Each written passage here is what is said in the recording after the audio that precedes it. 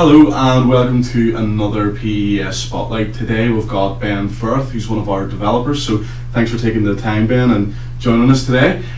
So we're just going to find out a bit more about Ben, a bit more about what he does here at PES and some of his background, just to give you that bit more of an insight.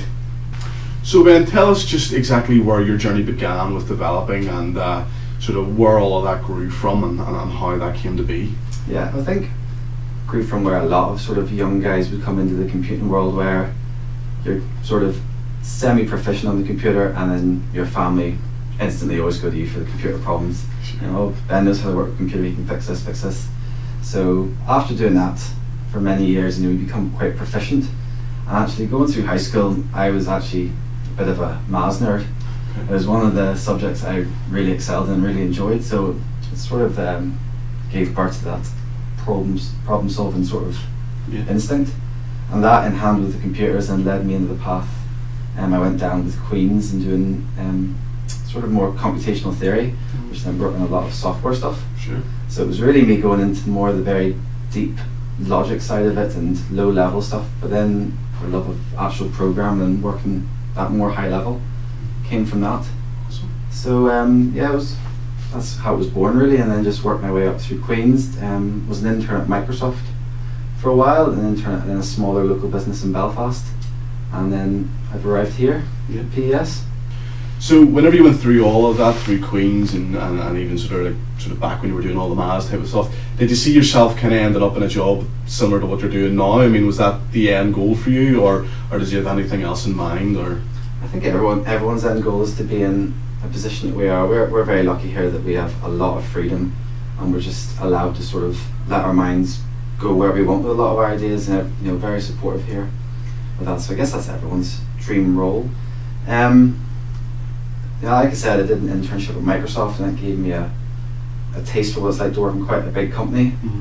And then I also done one in a smaller Belfast company, and between the two, personally, I much preferred the small company feel. Mm-hmm. You're a lot bigger cog in a machine, as opposed to the bigger companies, where I think you can get lost if you're not really pushing the boundaries. But I just like that small company mentality. Yeah. And that sort of family feeling. You really get that here. Even your CEO is coming down, he's supporting your ideas, and he's helping you drive stuff through it. You don't think you really get Bill Gates coming down to your desk. No, sure. Yeah, it's that feel. So yeah, I think this is sort of where I did see myself generally in a nice supportive environment, and just having that freedom to run with your ideas and that support. That's great. So what can we expect to see then in the next sort of months and years to come? What's in the pipeline for the development guys, and specifically sort of yourself, if you have any sort of things going on that way? Yeah, there was plenty going on here. The R&D department's thriving, so one of the more exciting things is our office integration sort of initiative. So we're bringing every aspect of office life together, from booking the meeting rooms to signing in when you come in the morning with your face, because obviously why not? Yeah. And just having that all linked in this central hub, and everyone's connected, and it means we can bring all the offices around the world together. So if you're on site over in California somewhere, or with the guys in Bonn in Germany, we're all connected through a central hub. We can see what's going on, and everyone's arranged. Some more personal stuff I'm looking into at the minute is within NetSuite, and this ability to basically turn back the clocks in NetSuite for the likes of sales orders, reporting, all this sort of stuff.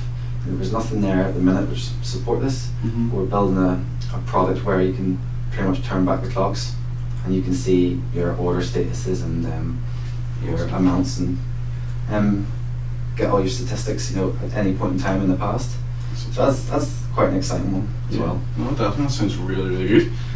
So as a developer, come through the experience you came through, working on the stuff you're working with in PES, what would your advice be to a high school graduate, someone coming out of high school, thinking about sort of what they want to do in IT? What would your advice be to them, and sort of come from where you've came from? Yeah, I think the best thing I could suggest to anyone is just get a real passion for it.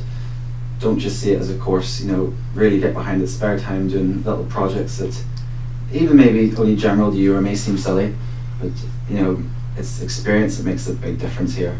The experience is really going to drive you through in the future. So as much as you can do and as much fun as you can have with it, just do it.